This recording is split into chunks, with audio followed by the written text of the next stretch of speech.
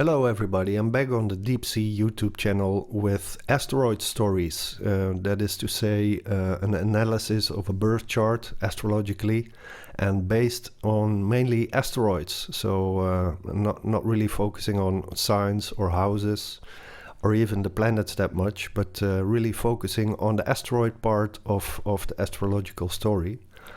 And I'm planning to take a look especially at musicians. And I want to kick off this series with Bob Dylan. The reason why I got interested in Bob Dylan was the biopic that was released in 2024, A Complete Unknown. And I have to say I really liked that movie, and it sparked my curiosity, so to speak. So in this video I will be taking a look at the birth chart of Bob Dylan, also known as Robert Zimmerman. I will be taking a look at an episode that is also in the movie done very dramatically, where Bob Dylan goes from, so to speak, from acoustic to electric. I will also take a look at a thing that Bob Dylan calls the Never-Ending Tour. It started in 1988, and it's usually when musicians do a tour, it has a name, and it takes maybe a year if you're a big one, if you're a big artist, or maybe even 2 years. But Bob Dylan has been on a never-ending tour since 1988, so I wanted to take a look at that. And I want to take a look at the Nobel Prize that he won for literature in 2016. And also take a look at the actual making of that movie that I just talked about. So those are the main topics I will be discussing in this video. So what you see here is a small detail of Robert Allen Zimmerman's birth chart. It is actually the part with the sun. That circle with the dot in it is the sun in his birth chart. And there are a few words around the sun, and these are asteroids. And what I usually do, the first thing I do when I start analyzing a birth chart is I take a look at the sun. And more importantly, I try to find what is the most important, the most notable, the most typical asteroid I can find there in a symbolic, from a symbolic point of view. And I think this one was, one of the easiest charts I've ever analyzed, because it's so obvious what's happening here. We have Prometheus, a character from Greek mythology, and he's running the show. And I've found a few other asteroids close to the sun that are interesting, but basically Bob Dylan's chart is heavily colored by Prometheus. So what is the story with Prometheus, and how does it relate to Bob Dylan? Well, Prometheus, the story goes that he got into a fight with Zeus because what he did something naughty. He stole fire from the gods and gave it to humans. Because Prometheus is seen as a protector of humankind, in the sense that they were left to their own devices. Animals were much better at survival than humans, so humans needed something, and that was fire. And fire, the use of fire is of course unique to humans, as far as I know, and it should not be seen only as the stuff that burns. It's also, you can also take it more symbolically as consciousness, conscious thought, and also, very important, artistic inspiration. I mean, I don't know if birds make poetry. It might be, but with humans we are a bit more certain that that's the case, especially with Bob Dylan. So we have this fire, and that's a very important theme. And there's another thing that I should really mention. It has to do with the role of Uranus as a planet. You might remember, or you might know if you are a bit deeper into astrology, that Richard Tarnas has written a book about Prometheus, where he says that the qualities of the planet Uranus are really closely aligned to the myth of Prometheus. And if you've read some more Rick Tarnas, you will also note that he connects the spirit of the 60s to the Pluto and Uranus conjunction that we have in that period, which is also, if you go back in time, it's the same conjunction that was also present during the French Revolution, for example. And well, in that sense, Bob Dylan was very important in the 60s. So Pluto-Uranus conjunction, 60s, Prometheus, that's all one big soup, you could say. That's themes that mix in all kinds of ways. And this is also why Prometheus on the Sun of Bob Dylan really hammers home that idea that the 60s were his decennium, that he was a very important influence in the 60s, and this fire that Bob Dylan brought, that was very much in his lyrics, the way he his poetic imagery that people were really amazed about. That is the Promethean thing that we're talking about here. Prometheus is not the only interesting asteroid on Bob Dylan's Sun. I was struck by Canterbury because it is such a direct reference to the Canterbury Tales, and in that sense we will later also see Shakespeare. So there's this link to the old music, like the murder ballads and so on, if you're familiar with that.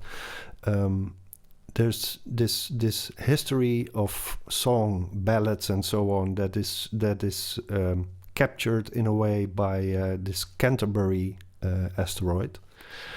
Then we have Mathesis, that is basically an asteroid for very clever people. So think almost Einstein.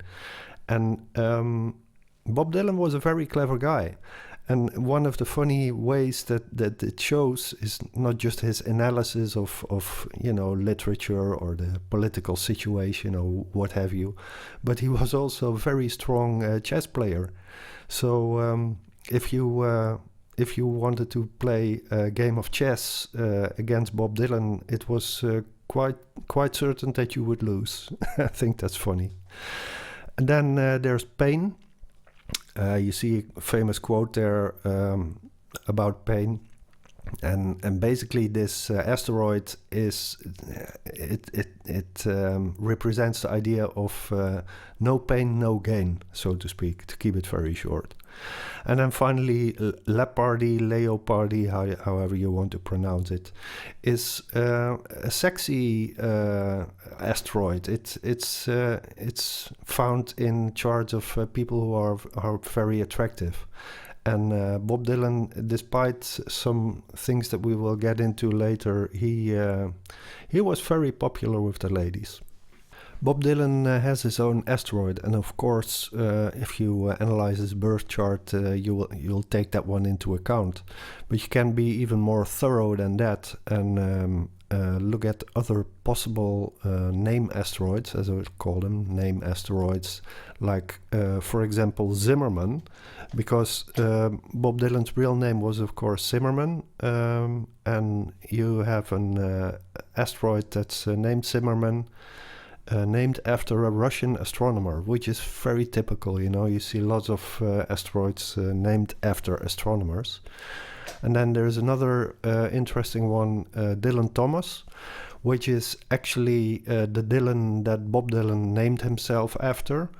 And Dylan Thomas also has his own asteroid. And then finally there are two funny ones that might seem out of place, but they work. It's Dylan Young and Dylan Lee, and these are both young, clever people who got into some science contest and won a prize. And the prize was that they got a asteroid named after them, and there's also lots of asteroids that get their name this way. And well, they just work. It's not always said that the asteroid Bob Dylan is the most clear indicator in any chart. Dylan Lee or Dylan Young might be just as important, you could say. And the principle here is that it's not so much the correct name or the correct spelling that you have to work with, but the correct association. So when you see Dylan, lots of people think of Bob Dylan, and that's the correct association, and that's simply how that works. So I started with looking at the sun and asteroids that are conjunct the sun, but right now I want to go to a different spot that is called the Lot of the Daimon. It is not very commonly used, but I think it is very good to look at it in the case of Bob Dylan, because Bob Dylan says that he more or less believes in fate, or fate is an important concept for him, and a fated life is well, if you want to find out the nature of how this fate is influencing a person, I think there is no better place to look than the Lot of the Daimon, because this daimon is a kind of an interface between what you might call the universe and the individual, and it guides or even pushes the person in a certain direction. In the case of Bob Dylan, well, there's the colorful anecdote where he says that he made a deal, not like Robert Johnson made a deal with the devil, but maybe Bob Dylan's deal was made with his diamond. You could put it like that. And I don't know exactly what that deal is about, but it has something to do with his musical career. And when you think of fate and this diamond, what you should really be thinking about is these songs that are just pouring out of him in the beginning of the 60s. It is divine inspiration or something like that. You can think of all kinds of words for it, but the point is that Bob Dylan doesn't have to do a lot of hard work in order to write his songs in the early 60s. He just has this antenna and picks up all the stuff that's in the air and writes it down, and it's also something that he didn't have all the time. It was especially strong, this force in him in the 60s, at least when it comes to songwriting. And so this Lot of the Daimon, if you look at it more carefully, you might get some idea of how it pushes and shapes Bob Dylan in his life and in his work. And I have to start with saying that these asteroids are a bit more difficult, in the sense that they, if you look at their names, you don't know immediately what they are about, except for Hazard maybe, which is indeed about risky, dangerous situations. But this Cubewano, for example, is that's a category of asteroids that are pretty far out. And this Cubewano, you have to just trust me on that, or actually trust the writer of a great book, Benjamin Adema.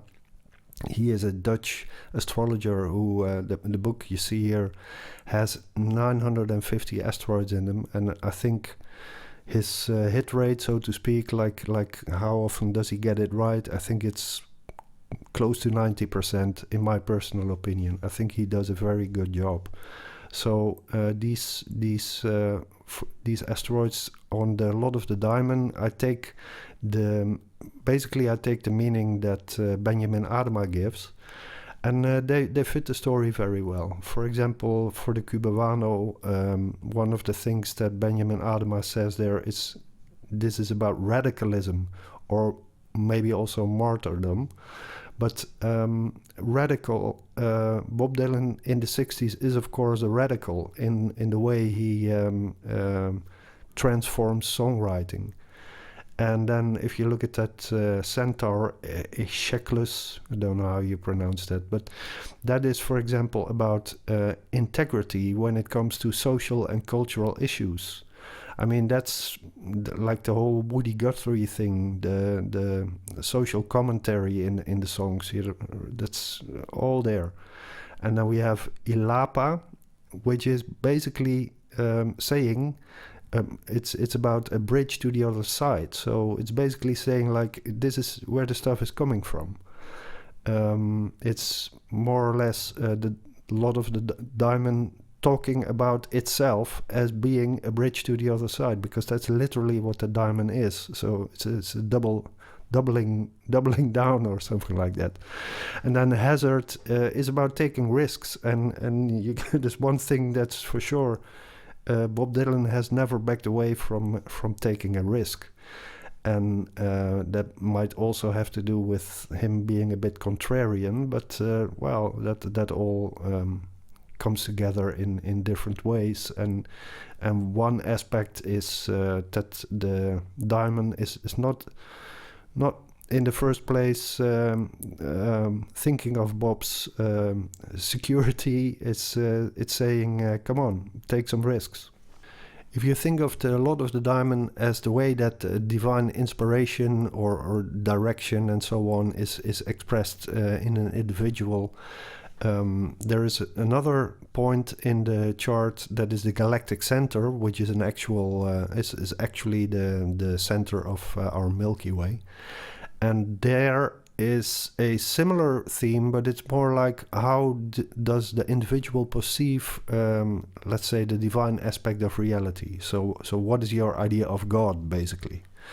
And we see with Mors Somnus, which is a Plutino, we see basically a repetition of the theme of the Lot of the Daimon, because Mors Somnus is really about a heightened sensitivity for let's say ESP type of stuff, or dreams, picking up signs in general. That's what Mors Somnus is about, and that is in through the lens of the Galactic Center. You could say that Bob Dylan sees the divine aspect of reality as picking up all these signs everywhere. And then we have Kerouac, which is a literary reference to the book On the Road by Jack Kerouac, which is a theme that will repeat later on in the form of Homer's Odyssey, by the way. So keep that in mind. And then we have Las Cruces, which is actually the name of a city, I think in New Mexico, if I'm correct. And there you have 3 crosses. It is a very biblical image, and it points to, I would dare to say that it points a bit to this religious phase of Bob Dylan, especially in the later 70s, where you get very literal biblical images, and this is certainly one. And then just because it's in the neighborhood, you can see this Galactic Center is quite close to the Ascendant, and the Ascendant is of course also an important point in the birth chart. So I picked out the asteroid Electra there, and that's an easy one. If you think of the story in the movie, you know, Bob Dylan going from acoustic to electric, there is Electra is playing a role there, and we will see that later. We're still looking at Bob Dylan's birth chart, and right now I want to look at a few people and a few themes that are pointed out by name asteroids. And as you know, Bob Dylan has his own name asteroid named after him. It's called Bob Dylan. But some of his heroes don't have that honor. For example, his most important influence probably musically is Woody Guthrie. And Woody Guthrie never got his own asteroid. So what do you do in that case? Well, you look at his name, Woody or Guthrie. And in this case, Woody seems to work best. And you just look at you look at an alphabetical list of asteroids, and you find the ones that are the closest match to Woody. Basically, that's what you do. So I found Woodney, which is exactly opposite, and I mean exactly opposite the Sun in Bob Dylan's chart.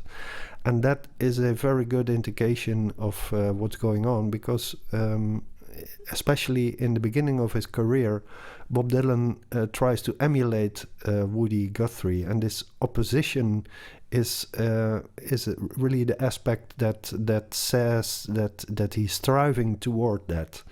And so that's very accurate in this case. Then Shakespeare.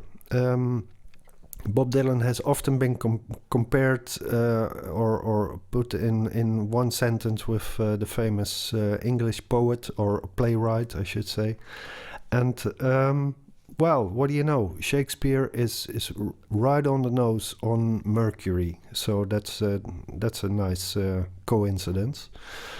Echo and Sarah, you might not know who these people are, but if you read a book about Bob Dylan, a biography, you will find out that Echo is the name of his first girlfriend, and Sarah is the name of his first wife, with who he had a few children and who he lived with together, especially in the early 70s. And well, it's amazing that they are so close in his birth chart.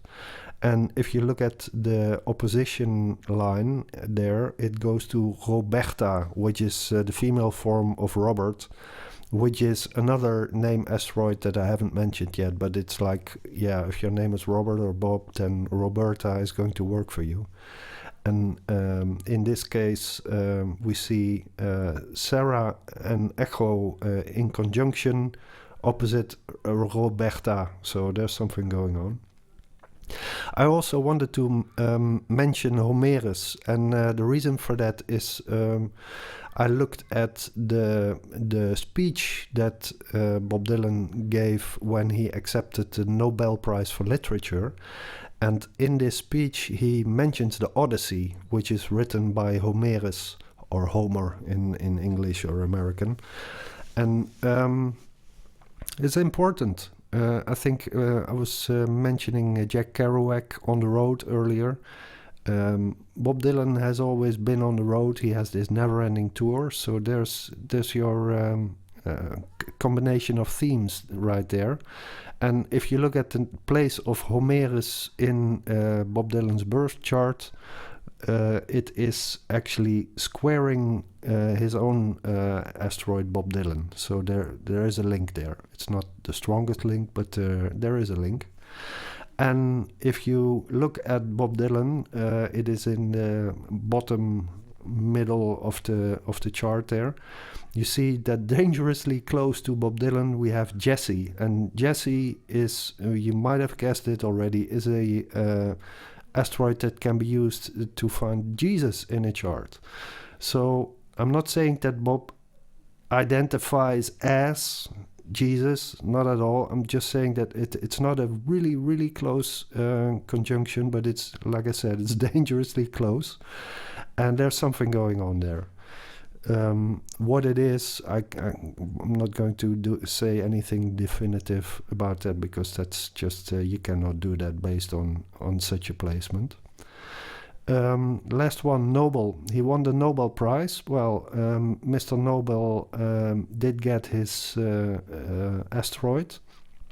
We see two quintiles from Nobel, one going to Kerouac and the Galactic Center, and the other one that is going to Pluto. So that's not unimportant. And these are just some how should I put it? Some name asteroids that set the general atmosphere of important themes in Bob Dylan's life. Now I want to look at some places in Bob Dylan's chart that are not like classic places where you look, but it's more like clusters of symbols that suggest something. And to me, one of the big enigmas from looking at Bob Dylan's career is when he starts to use biblical language and imagery very literally around the end of the 70s. Because when it comes to Bob Dylan and religion, I mean, in the first place, it's obvious that he has always been inspired by biblical language, so no surprise there. But at the same time, he is a very lyrical and very sensitive poet. And when you do poetry, you don't take words literally. That's like the opposite of what you do. You never take stuff literally. And in my perception of this whole thing, Bob becomes quite literal, especially when it comes to the Bible later in the 70s. And to me, that is like a big enigma. How can someone go from symbolic to literal, especially when they are such a great poet? So I started looking for clues, and one of the clues was that Bob is literally talking about fire and brimstone and the final judgment, and taking it seriously, like taking the Apostle John seriously in his imagery. And that is a clue, because there is one asteroid, it's Astraea, and by the way, this is asteroid number 5. So everyone knows the first 4 asteroids if you know anything about asteroids, but number 5, no one has a clue what it means. And what it's actually about is final judgment, and with a very difficult word, eschatology. I don't even know how to pronounce it, but it's about the end of times coming, the final judgment, all that type of stuff. The battle at the Armageddon. And if you look at that particular asteroid, Astraea, which packs all of that stuff together, you find some more interesting asteroids. I mean, Bernie and Hell, that is literally saying burning hell.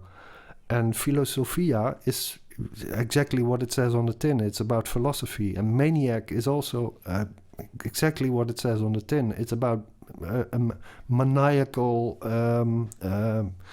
state of mind. And then also we have Jesus, DZUS, which is another reference to Jesus. And this is all packed very closely in one place. And I mean, I don't know what this place is. Like for example, you have the Lot of the Daimon. That is, you can calculate that if you know the position of the sun and the moon. And similarly, this might be some kind of a lot. I don't know. Frankly, I don't care that much. It would be interesting to know. But what I see here is a cluster of asteroids that clearly point to a maniacal belief in burning hell and in the final judgment. So it had to come out sometime, and it did in the late 70s, and that's a part of the riddle. The riddle is not solved for me, but this is part of the riddle.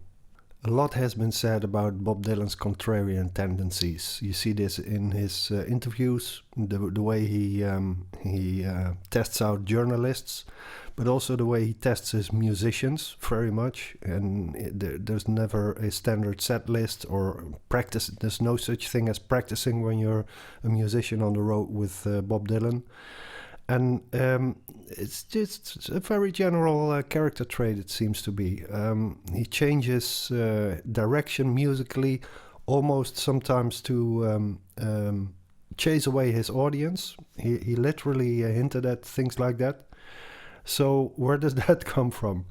Well, the ultimate contrarian asteroid, if I can put it like that, is named Not. And well, it is right on Jupiter, so that's a big one. And the funny thing is that Jupiter is trining the North Node, and exactly on the North Node we find Yes. This asteroid has been named after that band Yes. And that's so funny to me because it points to the ambiguity that is also in Bob Dylan's contrarianism, if I can put it like that. And finally, we have Antinous, which is Greek, going against the grain. It is also a contrarian's asteroid, and we find that one. Conjunct Roberta, the name asteroid, which we've seen before with Echo and Sarah. And finally, the last thing I want to say about the birth chart is a bit of contrarian trivia, maybe.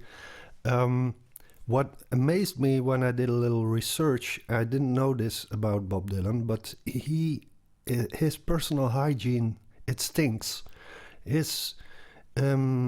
He has wonderful poetry, but the smell that comes from his mouth is said to be horrible. I could not make sense of this. But fortunately, we have the asteroid Hyria, which is all about personal care and so on. So you can just take a look and see what is going on there.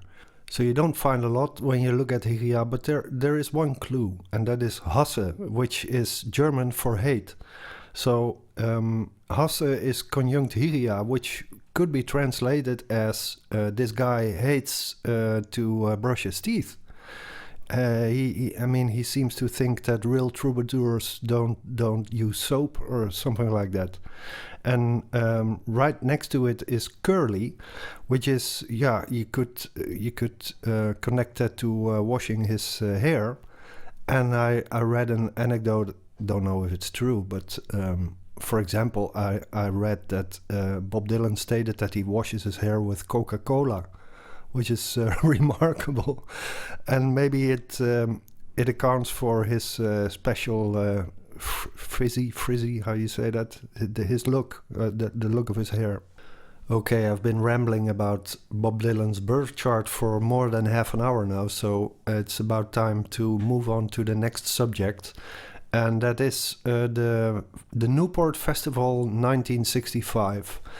And this is around the time that Bob Dylan records his famous song Like a Rolling Stone. And it is also the dramatic plot of the movie A Complete Unknown. In short, Bob Dylan goes electric. And, well, if you look at it from a musician's point of view, that wasn't nothing special. I mean, electric guitars had been around for quite a while, and other electric instruments as well. But of course, we're talking about this special group of people who are into folk music, and they think of electricity and music as things that should not be combined. And you hear these people like Pete Seeger say after that festival that the sound was terrible because you couldn't hear the words. I think that's strange because I also heard some very good recordings from the festival. I mean, that electric set. To me, it sounds very good. But anyway, there was a lot of controversy, and we can find some of that if we take a look at the asteroids. And the first thing to look at is something that Bob Dylan said, his own words, after the festival. There was a party for all the musicians, and one singer called Maria Muldauer, she thought that Bob was not looking great after the concert, and she said, "Would you like to dance?"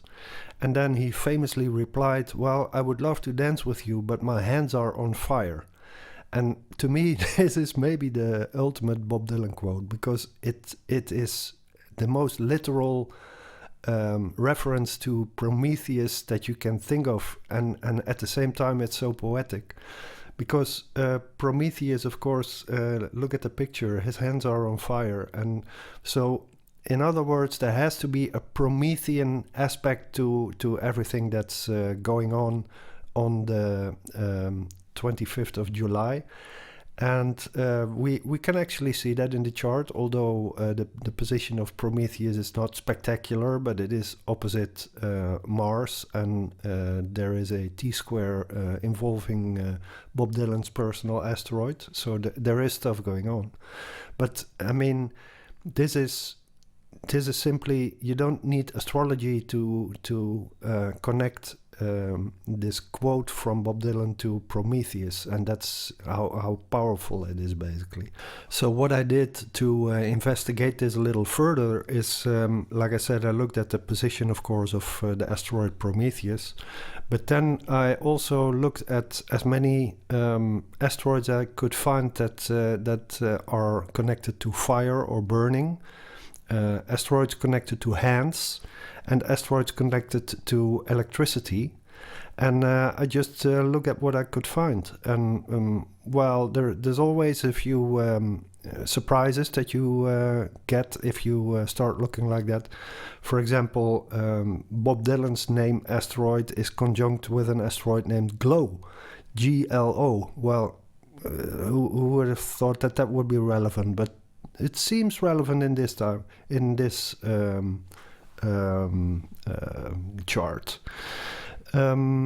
Then all that other stuff that I found, for example, Volta, which is, named after the famous scientist who killed all those frogs to make their limbs come alive again by putting electricity through it.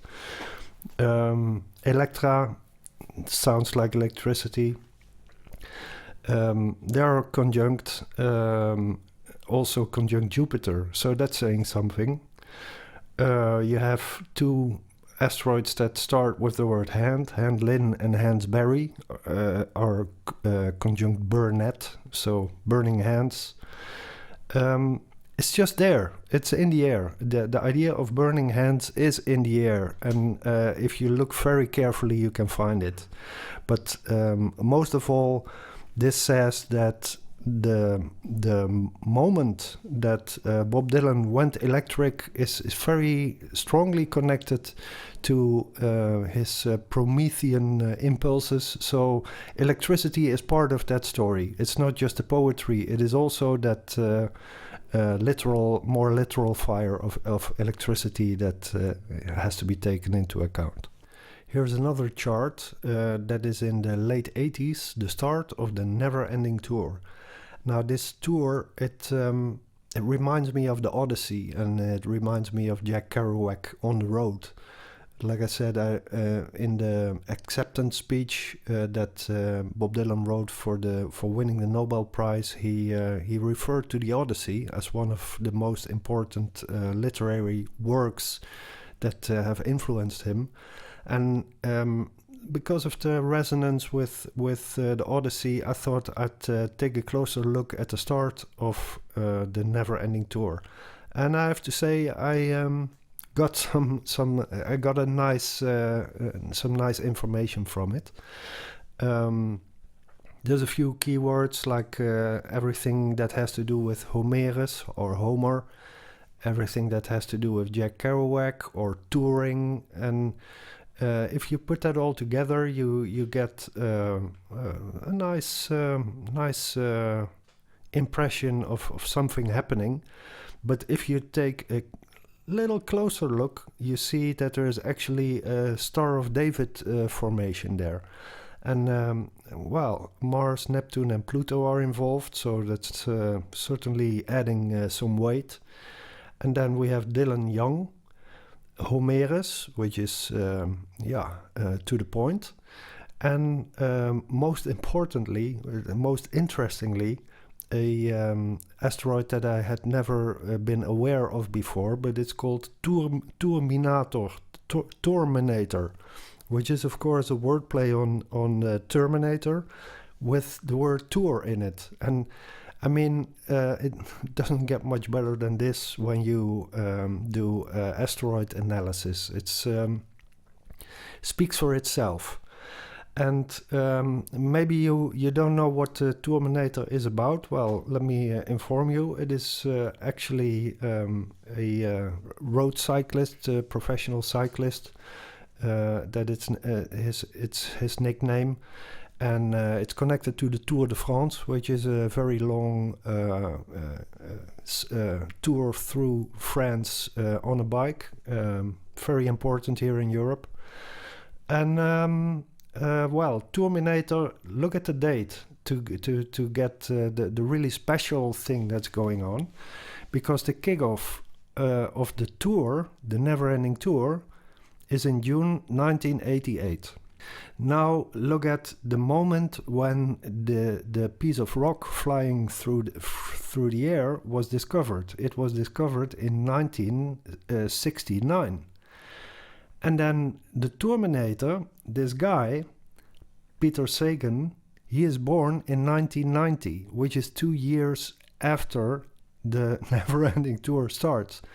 In other words, if you take this seriously, if you say, yeah, Tourminator is actually a spot-on symbolic piece of information that we have here, then you also have to more or less adjust your reality tunnel and agree that a lot of stuff that is in the sky is timeless, so to speak. It's the Tourminator figure was there before the Tourminator existed. So, yeah, time becomes very relative when you look at it from this point of view.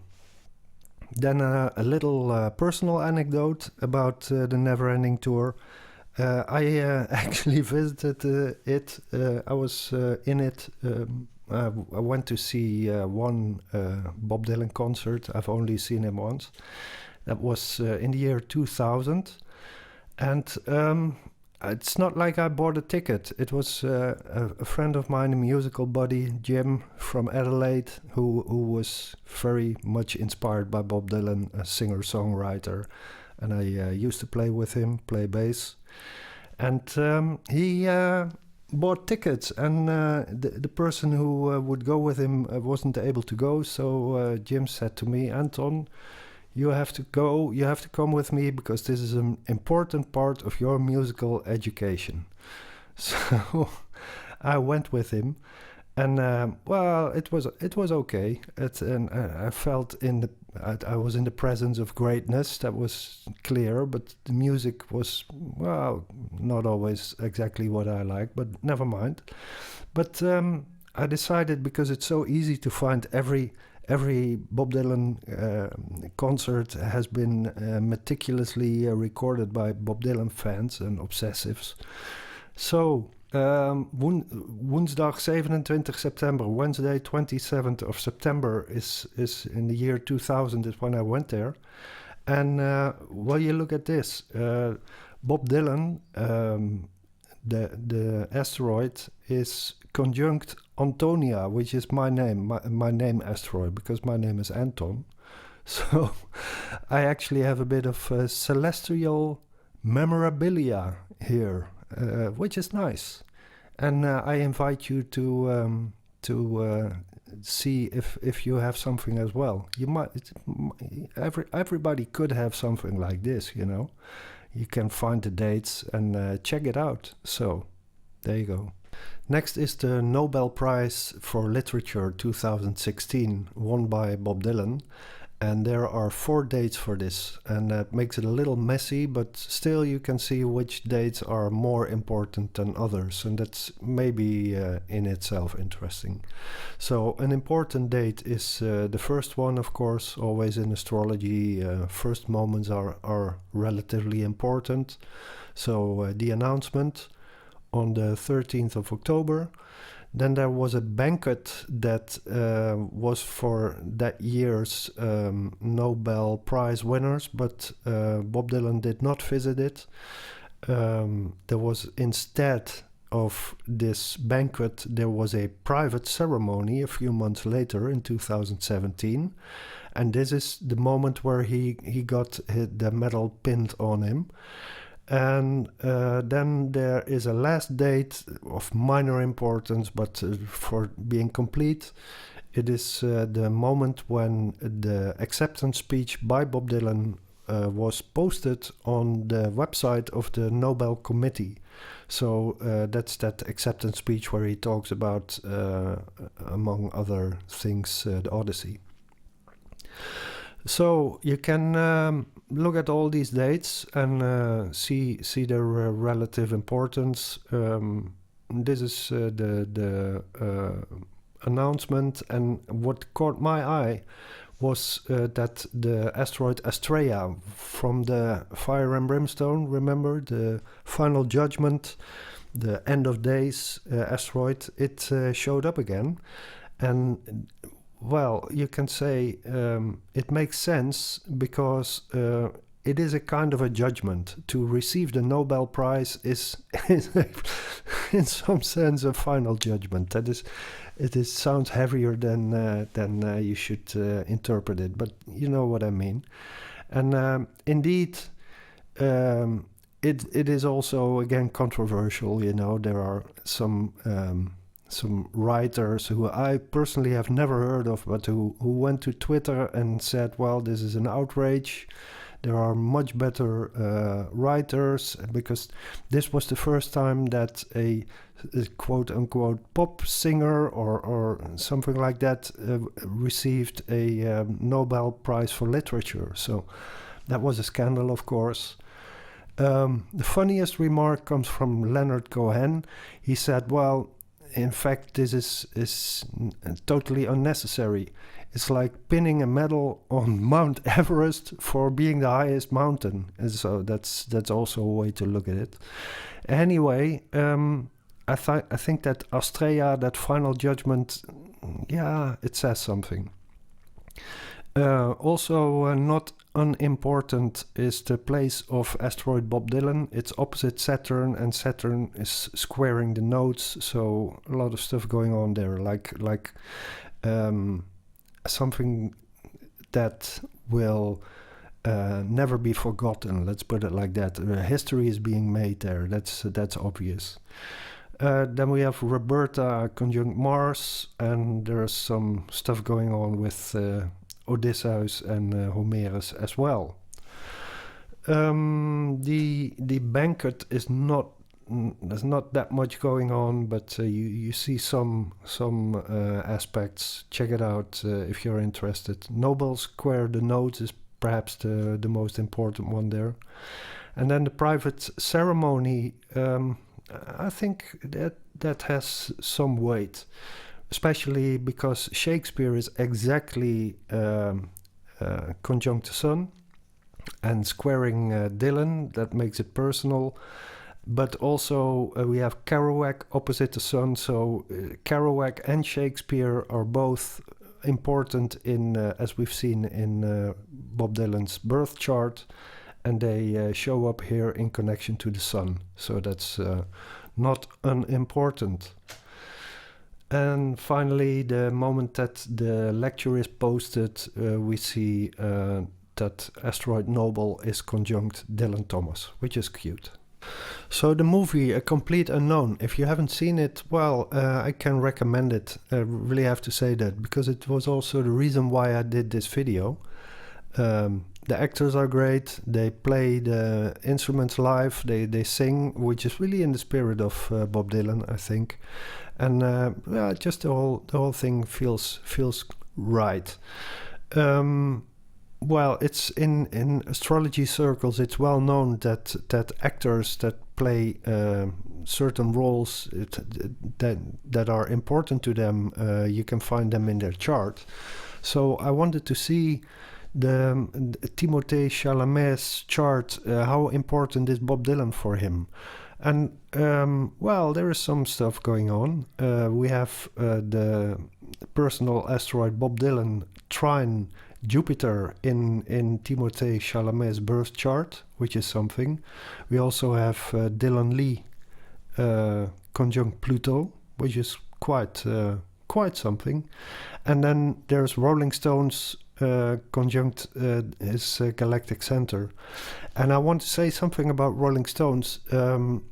This is of course named after the band the Rolling Stones, But you have the song Like a Rolling Stone, and in the song Like a Rolling Stone, you have the sentence A Complete Unknown. So that's what that refers to. And it, I mean, all of the above are valid. And so you can think of the asteroid Rolling Stones as pointing to the song Like a Rolling Stone, and you can also think of it as pointing to this movie, more or less. There's a little bit more. For example, you can look at the moment when the crew started the filming, and you see then there's this asteroid Photographica, which has to do with everything that is movies or photos. And it was Trine Venus, which is, let's say, a good sign. And also you see on that same date Dylan Thomas opposite Uranus, Bob Dylan, Trine, Rolling Stones, and Jesse. Always nice to see a little Jesus reference there thrown in for free. So again, some stuff going on. And then the Hollywood premiere, and this is funny, Astraea keeps coming up, and it is, of course, a Hollywood premiere is a little bit something like that Nobel Prize moment, in the sense that the public is now going to judge this movie. It is not as heavy as a final judgment, but there is some judgment going on there. And so Astraea again showing up, which is funny to me. And of course, all these Bob Dylan fans, Bob Dylanologists, they all have their own personal opinions about what was good about the movie and what was not good, and details that should have been correct, or etc. But to me, it's just a great movie. Go see it. Okay, I'm done with this video, and there's one more thing. If you really enjoyed this and watched it all the way to the end, then you have learned a few things about how to read asteroids, when it comes to Bob Dylan and everything that he has been doing. And I thought I'd make a quiz out of it. And if you can see what's happening here based on what I've been telling you in the past hour, if you can see what this chart represents, this moment in time, what is going on here, let me know. You can write it in comment, or if you think others are going to steal my insight, you just email it to me. You can email to consult@deepsea.nl. That is the name. At deepsea.nl you find the stuff that I offer. It actually only talks about card readings, but I also do asteroid-based readings. So if you are the first one to give me the correct answer, you get a free reading. How about that? See you next time. Bye bye.